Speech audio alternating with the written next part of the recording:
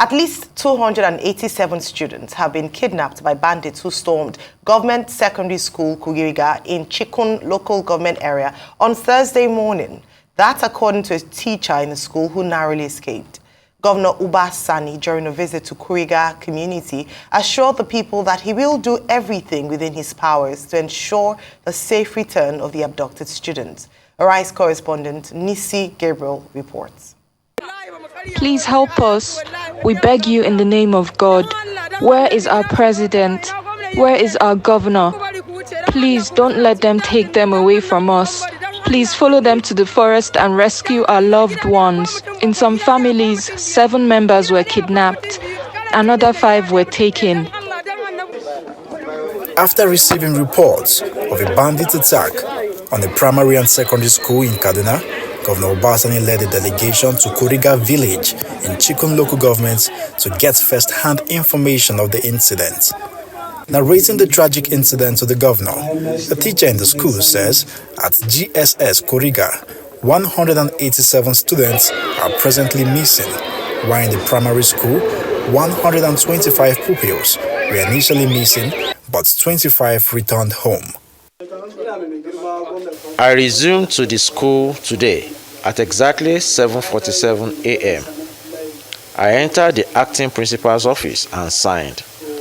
All of a sudden, the acting principal asked me to look at my back, and when I turned, we discovered that bandits had surrounded the school premises. We became confused. We didn't know where to go. Then bandits asked us to enter the bush. We obeyed them. Because there were many and the pupils were about 700 were following us. So when we entered the bush, I was lucky to escape alongside many other people. So I returned to the village and reported what happened to the community. Immediately, our vigilante and personnel of Kadvis followed the bandits, but the vigilante did not succeed. In fact, the bandit killed one of the vigilante. We just buried him a while ago. It was when we came back from that pursuit that we briefed the village head and we started making efforts to know the actual number of pupils and teachers that were taken by bandits. At GSS Kuriga, 187 students are presently missing. In the primary school, 125 pupils were initially missing, but 25 of them escaped and returned home. An emotional chief of Kuriga town laments the insecurity in the area and appeals to the governor to assist in the deployment of troops to secure lives and property. While addressing the community, Governor Obasani sympathized with the parents and families of the abducted students, although he says the figures of those abducted is still sketchy. However, he is working tirelessly to ensure that those abducted regain their freedom unhurt. We have not been able to know the number of the children or the students that have been kidnapped. But what I can say here is that by the grace of God, under my able leadership, we will try as much as possible to ensure that every child return by the grace of God, inshallah. We are doing our best. I'm going to work with the community leaders. I want to work with the traditional rulers here, as well as the youth, to ensure that every child return back home by the grace of God. Residents of Kuriga village troop out in their numbers to cheer the governor for coming to identify with them promptly. They also commend him for promising to build a police station in the community. Nisi Gabriel, Arise News, Kaduna. Approximately 287 students, both primary and secondary in Kaduna State, have been abducted. Dr. Bate, sad start to the morning today. Unfortunate news. Your take on the story? Well, sad and unfortunate, coming particularly at a time when government spokespersons and other government officials have been saying that there seems to be a respite in terms of school abductions in the northwest and the northeast, particularly. And then you have this incident of about 287 students, being abducted from the government secondary school and also from the LEA primary and secondary school in Kuriga, in Chingun local government area of Kaduna State. Now, we were told that the original number actually was 312. The number reduced to 287 because of the 25 students from the primary school that managed to escape. Now, this is reminiscent of Chibok.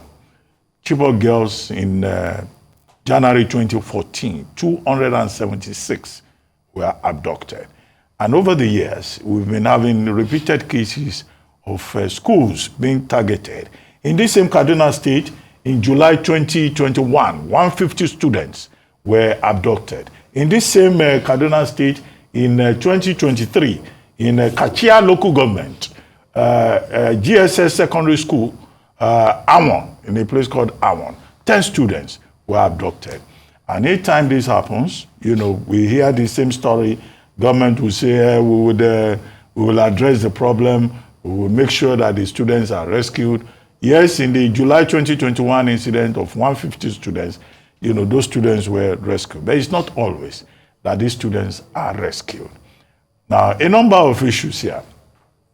The governor visited and said, oh, the people of Kuriga, don't worry, we'll be able to, we'll do everything, whatever it takes to get the kidnapped students and their teachers rescued, because some teachers were part of that number of 287. Now, what we're back to is one, are the states capable of rescuing anybody? The governors are called chief security officers of the state, but do they have the infrastructure? Do they have the machinery? Do they have what it takes to provide enough security for the people in their various states? The governor of Kaduna State, Uba Sani, has said he has briefed the National Security Advisor. Our expectation is that through a combination of efforts between the state and the National Security Advisor, these children will be rescued. No child should be abandoned. No child should be treated in this manner. Section 34 of the 1999 Constitution talks about the dignity of the human person, the right to dignity. When people are abducted, whether they are students or adults, is their right to dignity that is violated. And there are other rights under the Constitution, right to life, right to freedom generally, fundamental rights of freedom. Number two, the local governments are also not in a position. This one has happened in Chikun local government. In the 2021 case, it was in the Kachia local government. The local government structures are totally incapable because even their resources have been stolen by state governors. Let me use the word stolen, advisedly, under the state joint local government's accounts. And there has been an attempt to ensure local government autonomy, which is opposed by the state governments. The third point is about the Safe School Initiative. Nigeria has been talking about the Safe School Initiative since 2014. Now, what has happened to that initiative? Part of the content of that initiative has been the request that these schools should be fenced round to ensure security. Security should be provided on site. Look at this particular case of LEA Primary and Secondary School and GS Government Secondary School in Kuriga in Kaduna State. The bandits were so audacious. Their temerity was so rich and large that they stormed the school immediately after assembly at about 8 a.m. There was no security. There was nobody to stop them. They must have mobilized to get to that school. There was no fence. They moved in and they abducted people, pupils and students and teachers shooting into the air. It's again the story of Nigeria. And the fact that every incident occurs, government says, we'll do this, we'll do that, we'll do this, we'll do that. But at the end of the day, nothing happens. And we tell the same story all the time. We come back, we repeat the same stories. That's why it is sad. That is why it is unfortunate. And that is why this should be a wake-up call for government at all levels, federal, state, and local, to know that the safety of everybody, not just students and teachers, is important. After all, The primary responsibility of the government is to ensure the security and the welfare of the people. Section 14 of the 1999 Constitution. If you don't do that, you keep dropping the ball. Well, evil continues or thrives when good men do nothing. In this case, when the government does nothing or appears to not be taking a hard stance on insecurity. So the two questions I have this morning: who will save us?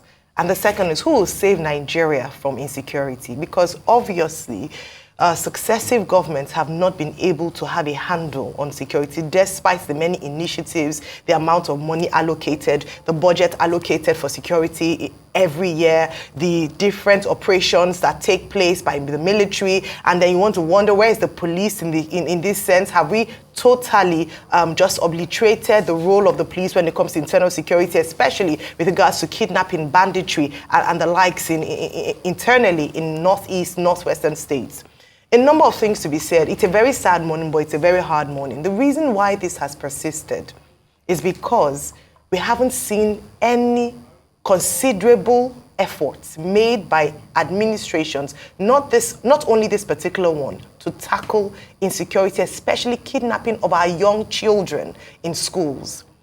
Children should not have to choose between education and their lives, as was postulated by Amnesty International in response to these recent attacks. What happened to investigations following the Chibok girls' attacks? What arrests were made? What examples or deterrence was shown to demonstrate the fact that they are serious, the government is serious about tackling insecurity and especially protecting children in schools? What happened following the Dapchi girls incident or Dapchi school incident? How many people were arrested? Who took the fall? Did anyone lose their job? What happened with that? Of course, if nothing happened, why wouldn't we have another unfortunate incident in Karingu? We all should not just come and talk about these issues, but see this as a national emergency and a threat not just to national security, but also a threat to the future of Nigeria. Because if we continue to abduct our children who are the future, then we are in a very horrible situation and terrible situation. Already, Nigeria accounts for the largest out-of-school children in the world. We are trying to work with that. And the largest number of these statistics are found in the north. And so if we continue to have challenges like this, then we're not going to move forward when it comes to promoting education in these areas.